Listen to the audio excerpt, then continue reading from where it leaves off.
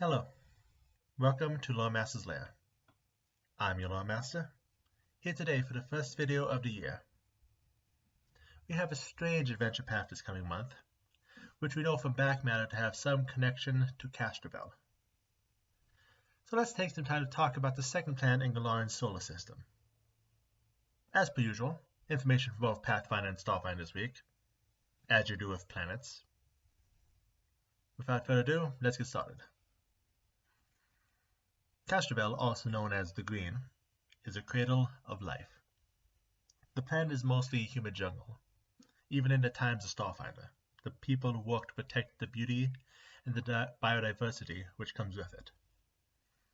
Not to say there aren't dangers, but the people survive through a combination of strong cities which work to repel any creatures which would do harm, and the various portals which allow inhabitants to travel across the world safely. This has also led to natives of the planet having experience using these portals to communicate across long distances, and even allowing them to settle on other worlds in the system. There are three main intelligent species native to Castrovel.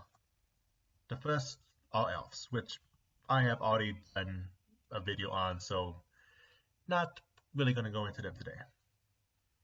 The second and more important is our at least probably maybe more important to our Starfinder fans, are Lashuntas. These humanoids are even more fit for the title of being the standard of humanoid physical perfection than even the elves. These beings have minor telepathic abilities, but are also known for a dimorphism of form once thought directly connected to gender, but with recent advancements more or less allow them to choose their physical form future regardless of their gender. There are the muscular and forward Karasha, and the lithe but intelligent Damaya. Which seems like the time to do today's first side tangent, the part of the show where I talk about more deities because no one can stop me. Since the deity information for Starfinder does tend to be a trickle, it will probably be forever until we get a full profile for Loremaster, my favorite Starfinder deity. So I can do a quick entry here, especially since he is the patron of Lashuntas. Loremaster appears as a woman with red skin and blue markings, and various growths sprouting just above her brows. She is said to have once been a Lashunta scientist who learned all immortal knowledge and ascended to godhood. She believes learning and knowledge are the reasons mortals exist, and encourages her followers to learn. This leads to her faith being less one of the weak paying tribute to the strong, and more of a teacher encouraging her students. But her faith would not have it any other way. The third ancestry on Castrovel are Formians. These are giant ant people who break the mold when it comes to the general beauty of the planet. Well, I guess that's a matter of opinion. I personally like ant people, but yeah.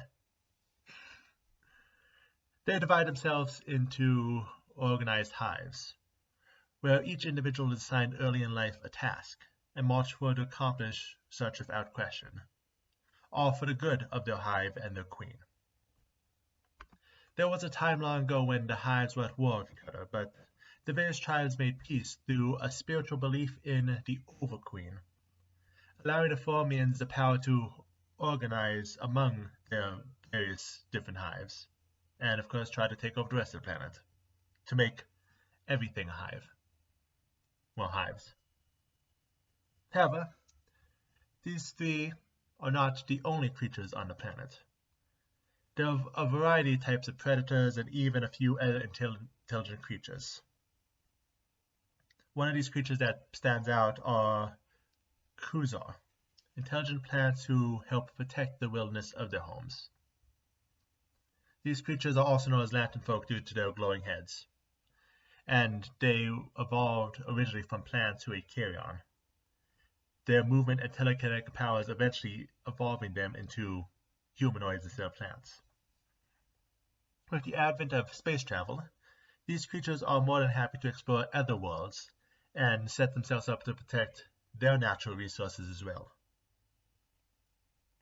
Next, we look at our second side tangent, an organized crime group founded on Castrovel, if cells are not still there today. As a reader of Adventure Path Back Matter, I happily have a few boxes to check off today. The first is the Verdant Shield.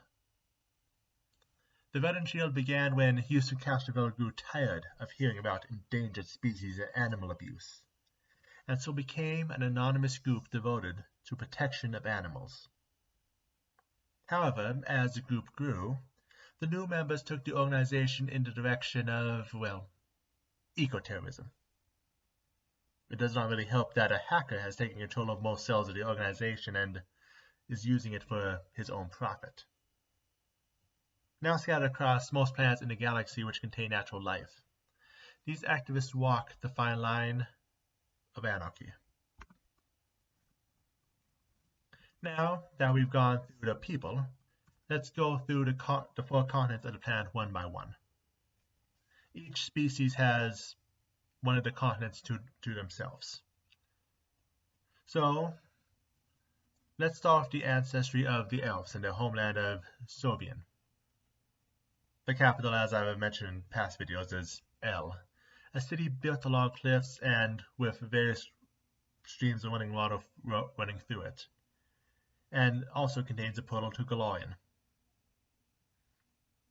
We have the fortress of Southwatch, whose duty is to continuously fight the hordes of semi-intelligent creatures known as Aerovacs.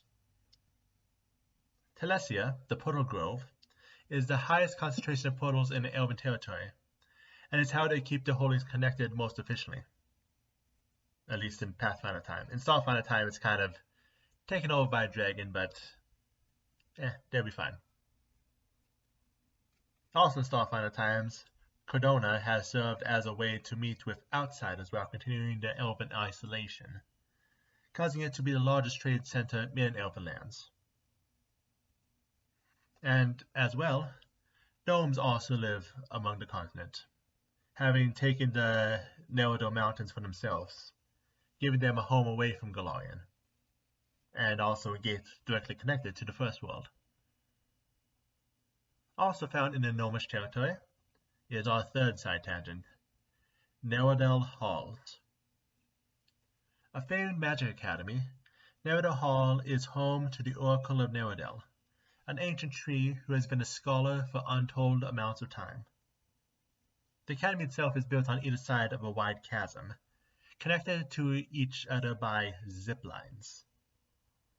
1/3 of the students are Fae, 1/3 are the 3 ancestries of Castrovel plus gnomes, and the rest are from other planets in Pact World. As you might guess from the Faes and gnomes, pranks here are legendary, to the point where some count as graduation thesis. As for the magic that's taught here, it is mostly mystics and witchwarps, alongside those who just want to learn magic without any added meaning, who fit most within the atmosphere. But next we have the Lashunta territory, and look at Asana. Asana is made up of various city-states, acting independently from each other. Carborat is their main city, but not from a general decision of the Lashuntas, but because it is the largest city with the largest spaceport, and therefore the one that gets the most traffic between the city-states and between outsiders. Canderas is a city connected to Lake Neha, the upper city being turned into islands by glacial melt whenever that happens, until waterfalls cascade empty along the lower area. Labu Mesa is a proud desert city which has never been conquered, and whose residents travel on the backs of creatures called Shotalasu to navigate the mesa. Komena is a city which is the closest to the bulwarks, which is the old front lines in the war between the Lashuntas and the Formians. The city itself is built into the inner peaks of a mountain, and designed to hide within the depths if there is ever any danger. The Besk is an isolated deep in the jungles, and people there protect wise plant people from both predators and the dangerous mold storms.